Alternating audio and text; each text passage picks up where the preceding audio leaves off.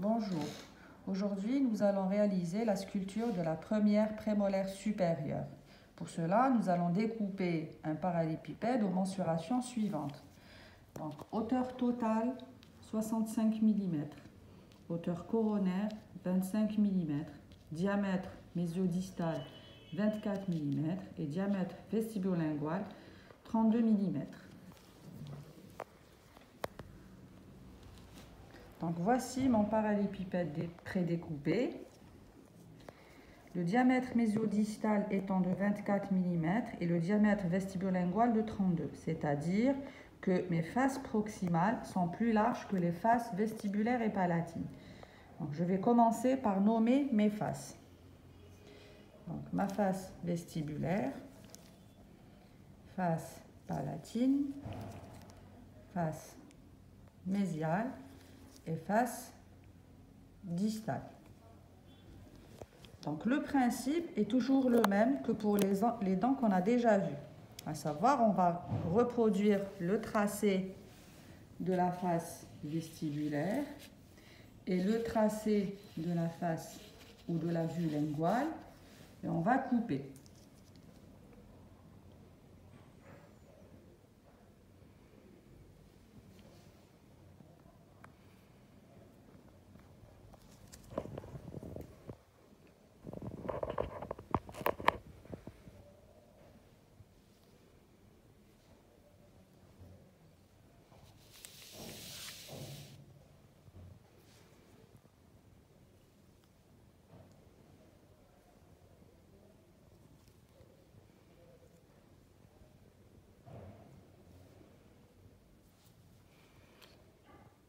Voici donc la silhouette de la face vestibulaire.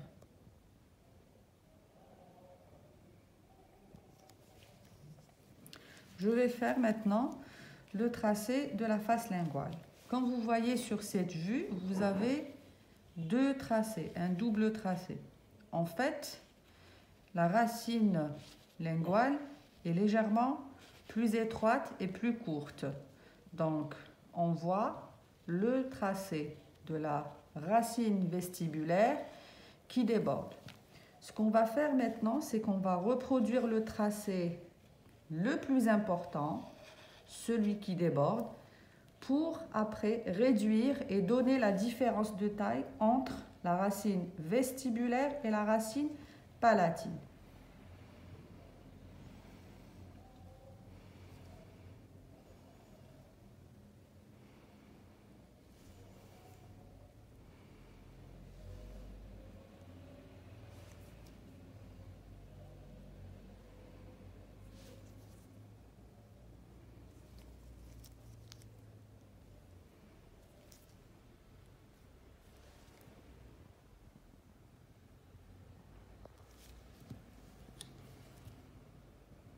À présent, je vais couper ce qui déborde les deux tracés, toujours en laissant 1 mm de sécurité.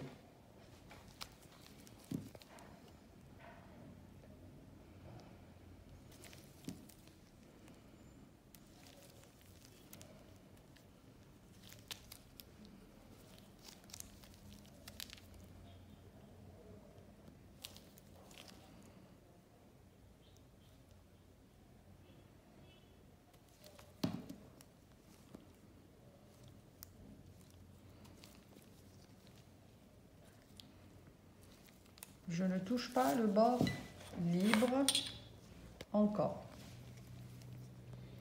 Donc je reprends ma hauteur coronaire.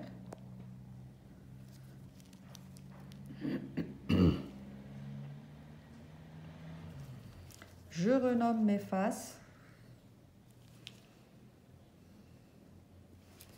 Et je vais maintenant reproduire le tracé de la vue mésiale et de la vue distale.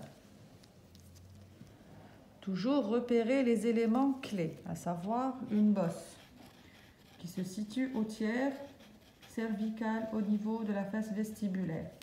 Et donc à partir de là, je vais tracer deux lignes qui vont se croiser et qui vont se croiser au niveau du tiers cervical pour donner la future bosse. J'ai une hauteur coronaire de 25 mm.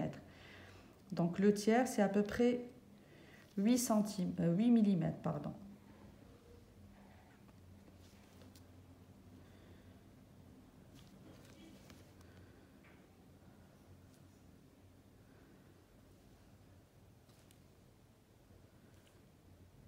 Et je dessine le reste de la silhouette de ma prémolaire tel que je le vois sur ma planche. Nous avons donc un collet ou un bord cervical qui est situé plus bas que la hauteur coronaire par rapport au côté vestibulaire. Je ne dessine pas encore le rebord occlusal. Je fais la même chose au niveau de la vue distale en essayant de garder les mêmes repères.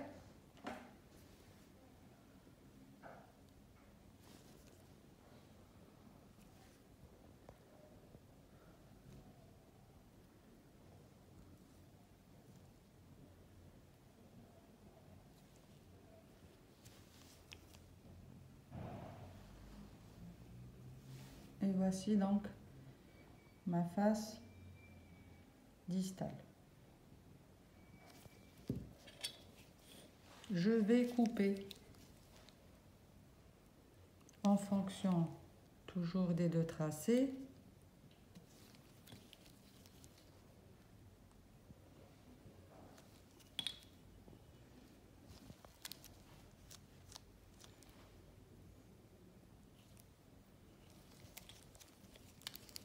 Et je coupe également du côté palatin en faisant très attention.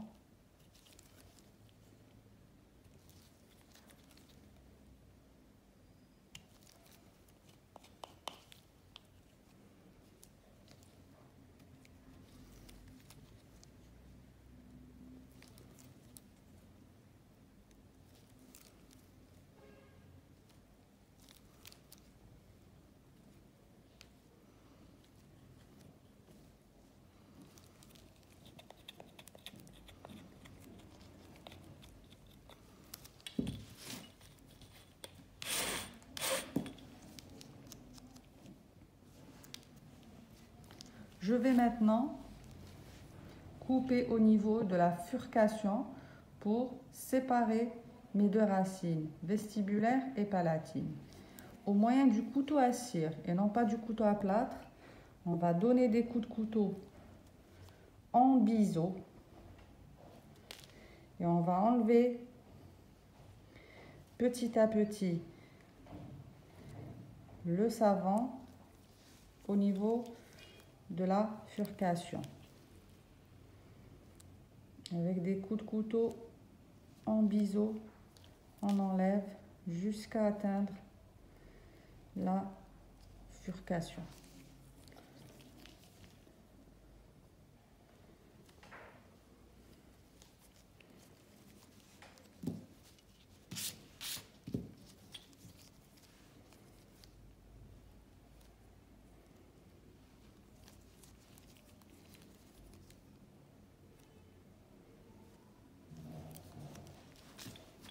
Voilà donc mes deux racines vestibulaires et palatines qui ont été séparées.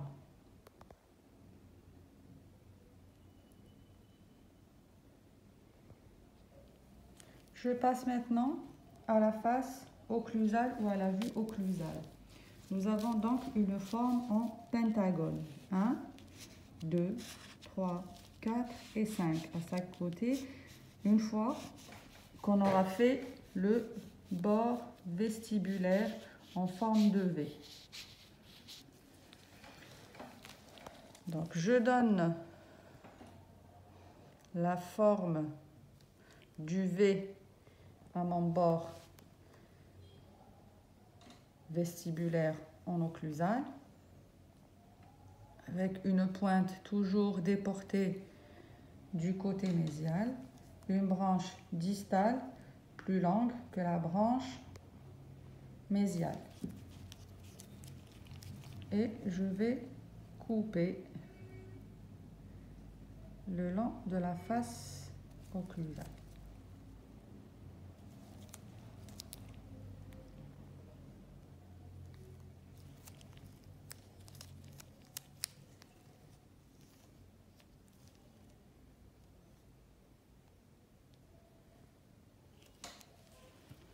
Mes bords proximaux en vue occlusale, les bords proximaux en vue occlusale convergent en direction palatine. Donc le bord vestibulaire est beaucoup plus large que le bord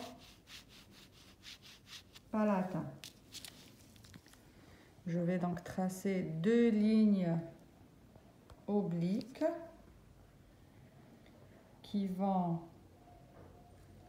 aller du bord vestibulaire en direction palatine pour converger. Et je vais couper en biseau sans réduire le diamètre mésiodistal au niveau vestibulaire.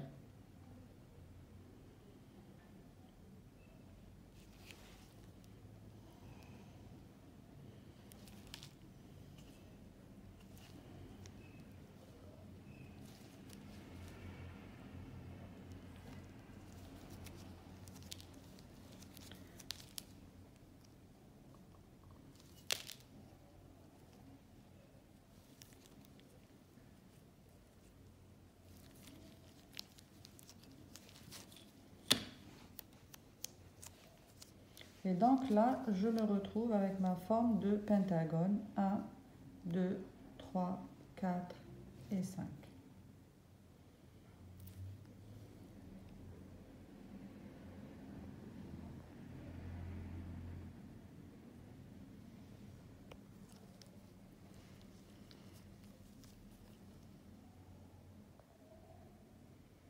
Je vais entamer à présent les finitions. Donc on va faire, comme d'habitude, on va commencer par tracer le collet en fonction de la hauteur coronaire. Donc il est en forme de demi-cercle au niveau vestibulaire. Il est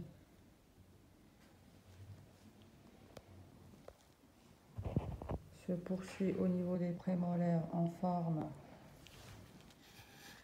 donc d'une ligne à concavité supérieure et il remonte toujours en forme de demi-cercle au niveau de la face palatine, mais n'arrive pas à la même hauteur coronaire. Donc il est situé plus bas que la hauteur coronaire. Et il rejoint encore la face proximale opposée. Donc, je commence à travailler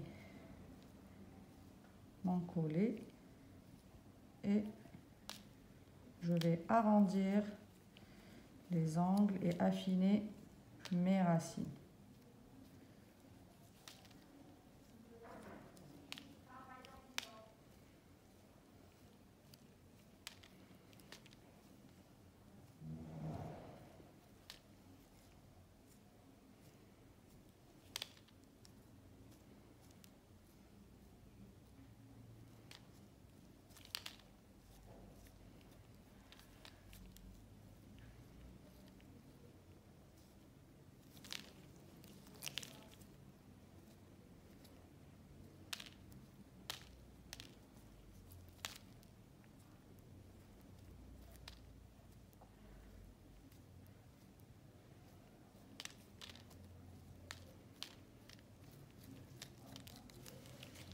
Avant de finir ma racine palatine, il faut que je donne la différence de taille entre la racine vestibulaire et la racine palatine.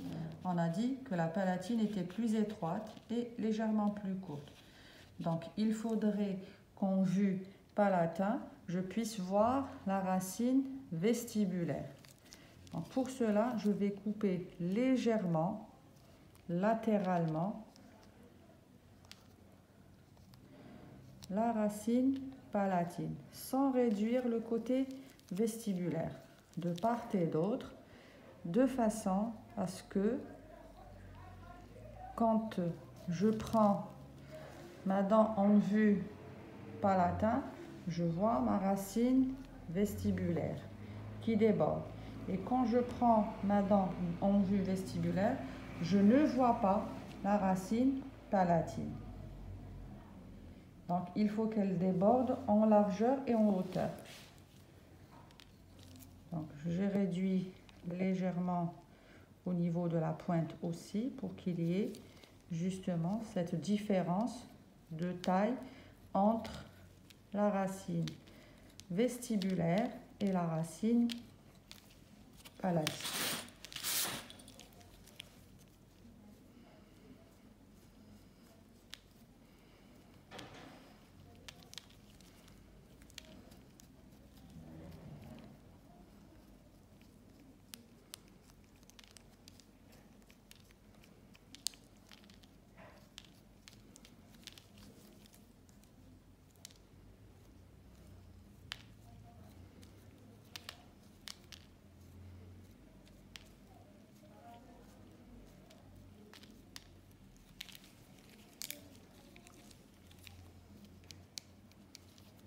On va même finir la partie interne, c'est-à-dire la zone de la furcation. On va arrondir les angles à ce niveau-là.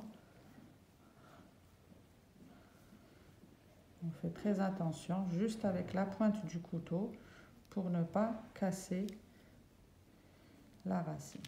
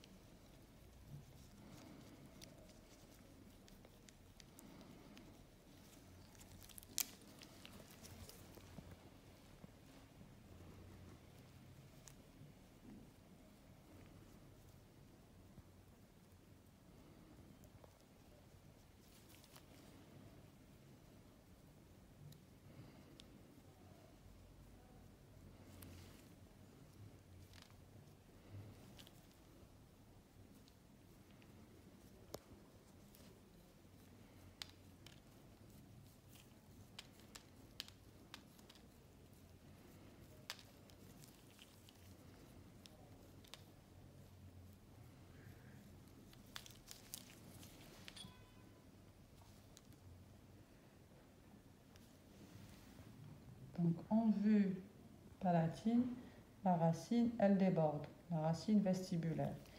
Et en vue vestibulaire, on ne la voit pas.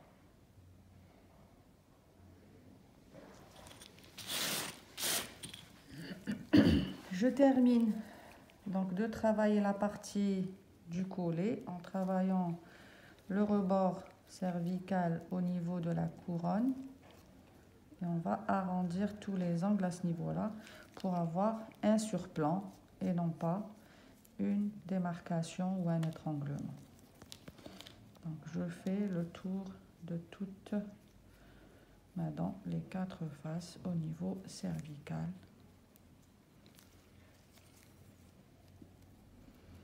Et on arrondit.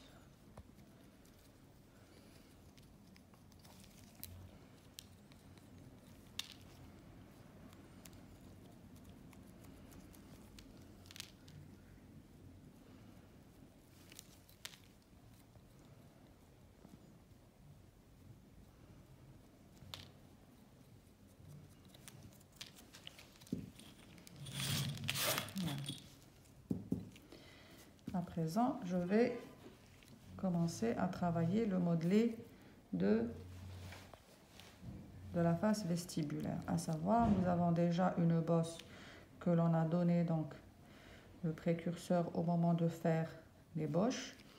Nous avons une arête axiale qui fait suite à la pointe et donc nous allons tracer une ligne et on va couper par rapport à cette ligne avec un coup de couteau en biseau à partir du tiers cervical vers la face occlusale. pour marquer l'arête.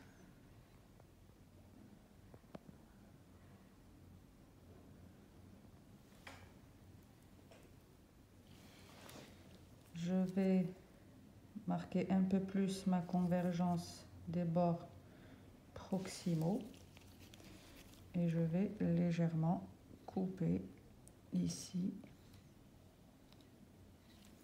pour marquer la convergence.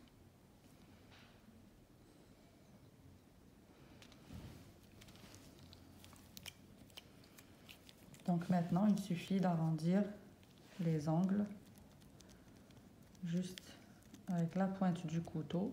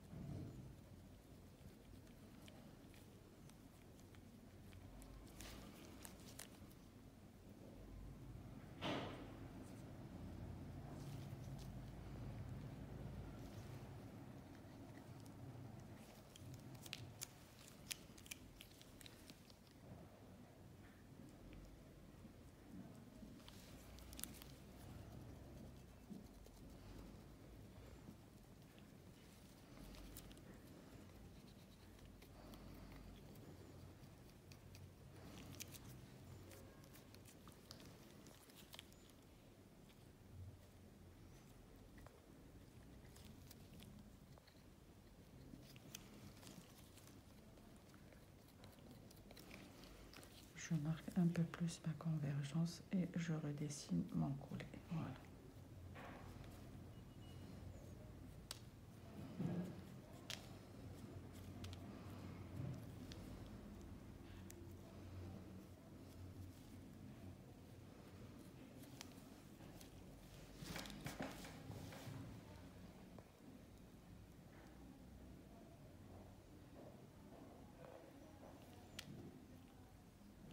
Le modelé des autres faces est beaucoup plus simple que celui de la face vestibulaire, à savoir vous avez un méplat près du bord cervical au niveau des faces proximales et le reste de la face il est convexe. Donc il va falloir arrondir les bords proximaux de la face vestibulaire et de la face palatine pour avoir un profil convexe au niveau des faces proximales. Et le modelé de la face palatine, il est très simple, donc lisse, sans aucune particularité, sans aucun élément anatomique particulier, sauf qu'elle est bien arrondie. Donc il faut travailler tous les angles dans un sens horizontal et vertical pour marquer la convexité de la face palatine.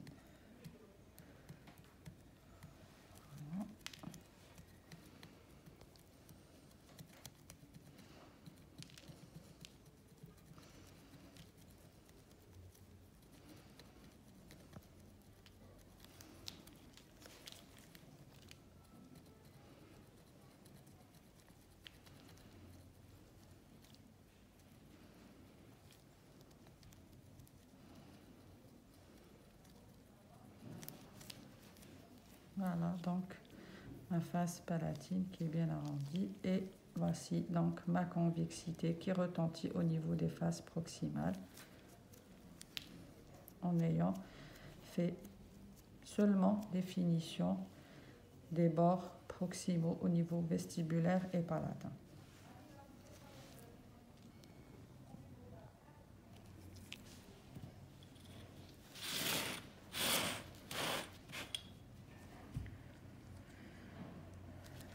Nous allons passer maintenant à la réalisation de la face occlusale. Donc, c'est une nouvelle étape pour vous. On va d'abord dessiner un sillon mésodistal qui sépare les deux cuspides et on va le situer légèrement plus proche du bord palatin car la cuspide vestibulaire est plus importante que la cuspide palatine. Donc je vais commencer par tracer une ligne qui va représenter mon futur sillon mésiodistal. Au bout, vous avez donc les fossettes marginales qui seront délimitées par les crêtes marginales. Chaque cuspide est constitué de deux pans ou deux versants cuspidiens, un mésial et un distal. Il fait suite à la pointe, c'est-à-dire séparé par une arête axiale qui, elle, fait suite à l'arête vestibulaire en rapport avec la pointe du V. Donc le tout est déporté du côté mésial. Alors, pour réaliser les cuspides, nous allons travailler chaque versant cuspidien par rapport à cette arête axiale. Donc, à partir de l'arête, je vais donner des coups de couteau en biseau en direction de la fossette que j'ai tracée et je vais me délimiter par la crête. Donc, voilà, en biseau.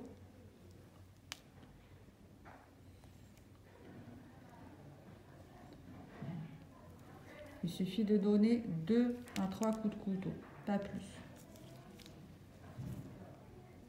La même chose sur la face ou sur le versant opposé, c'est-à-dire le versant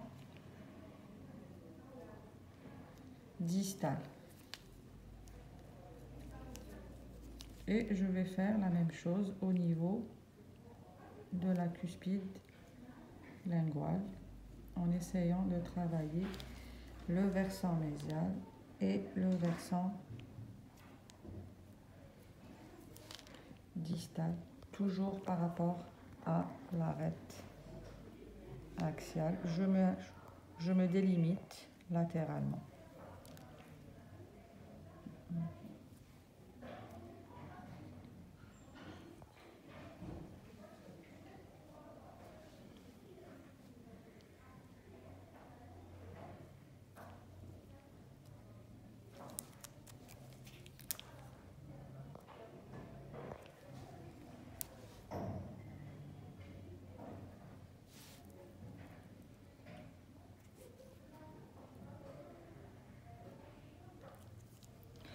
On va travailler toujours les pans vers le sillon pour le marquer.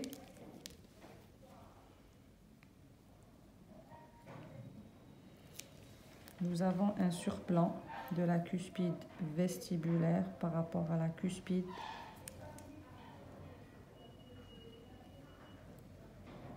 palatine.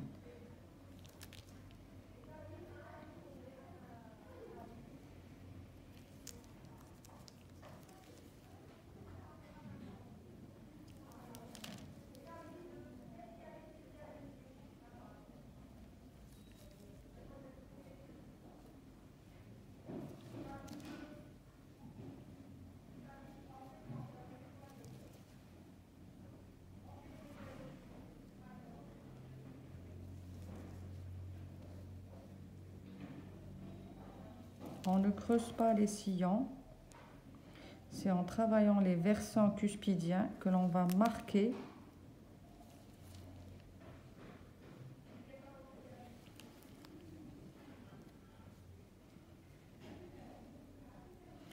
le sillon, il va prendre naissance tout seul.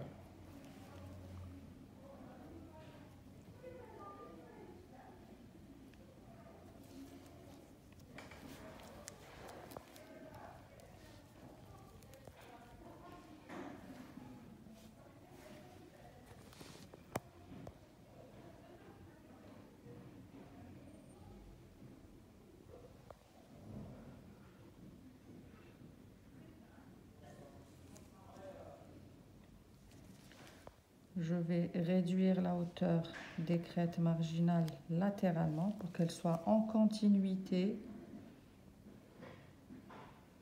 et qu'elles ne débordent pas ni du côté vestibulaire ni du côté palatin.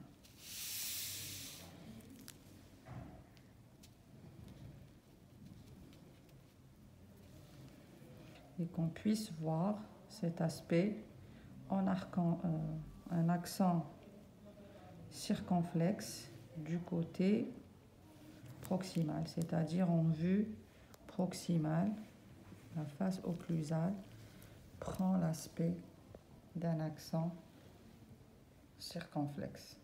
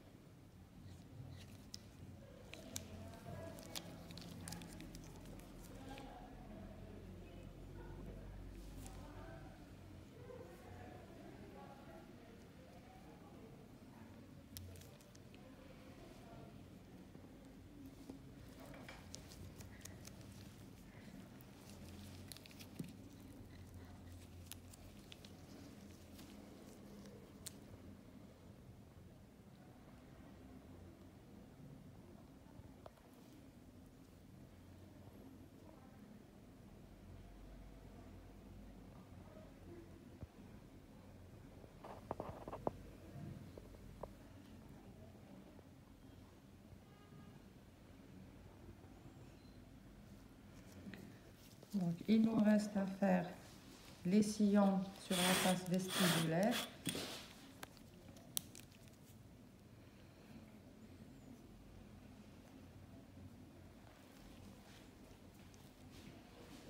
Le lobe central, celui qui comprend la pointe, est toujours le plus important.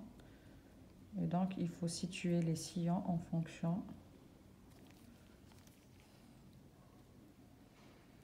de la grandeur des lobes.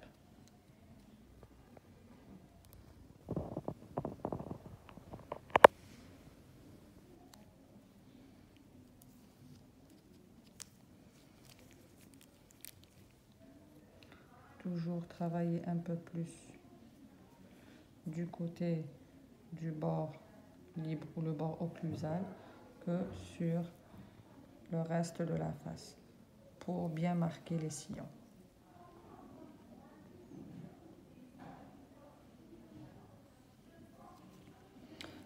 Nous allons terminer avec le sillon interradiculaire qui sépare donc les deux racines vestibulaires et palatine. Ici, nous allons tracer une ligne en forme d'un Y qui va marquer la naissance de la furcation. Et on va toujours donc travailler, marquer un peu plus au centre jusqu'à la furcation et ça s'épanouit au fur et à mesure qu'on se rapproche du bord cervical.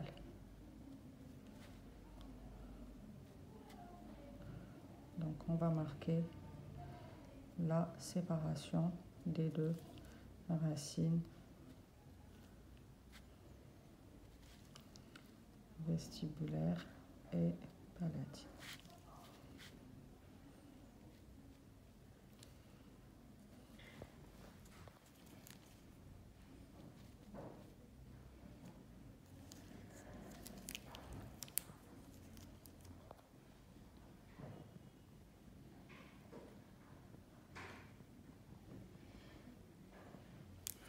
Je fais la même chose sur le côté opposé.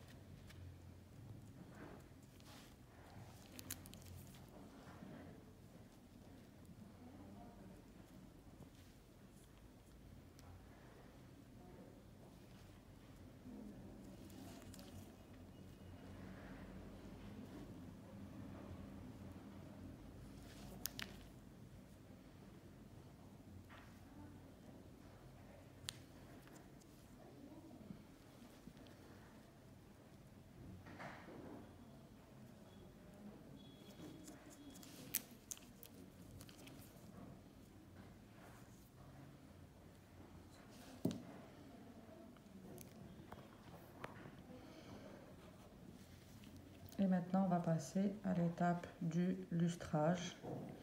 On va utiliser un chiffon humide pour lustrer la sculpture et donner un aspect plus lisse et éliminer toutes les traces de couteau.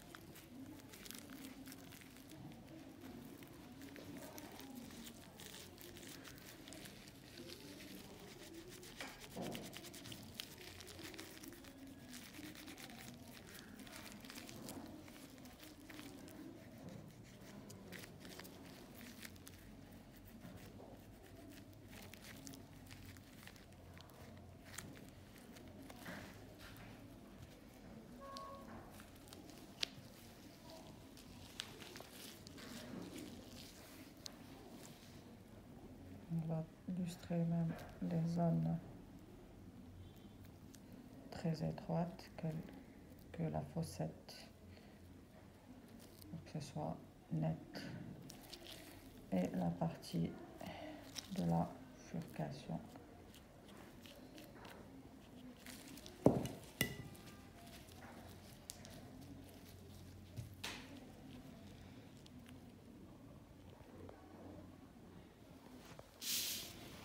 Donc voici notre sculpture de la prémolaire, face vestibulaire,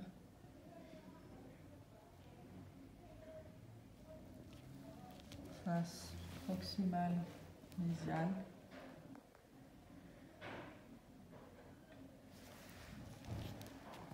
face palatine où l'on voit la racine vestibulaire débordée,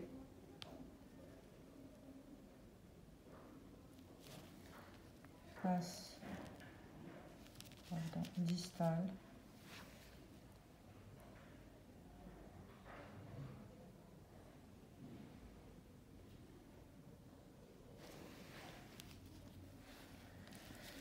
et vue occlusale.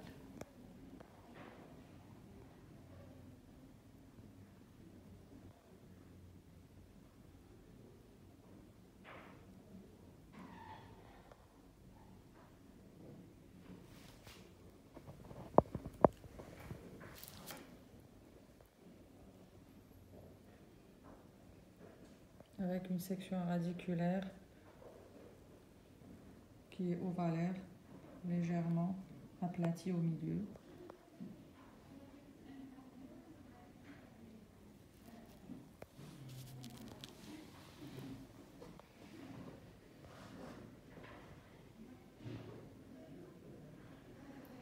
Et le bord en accent circonflexe en vue proximale.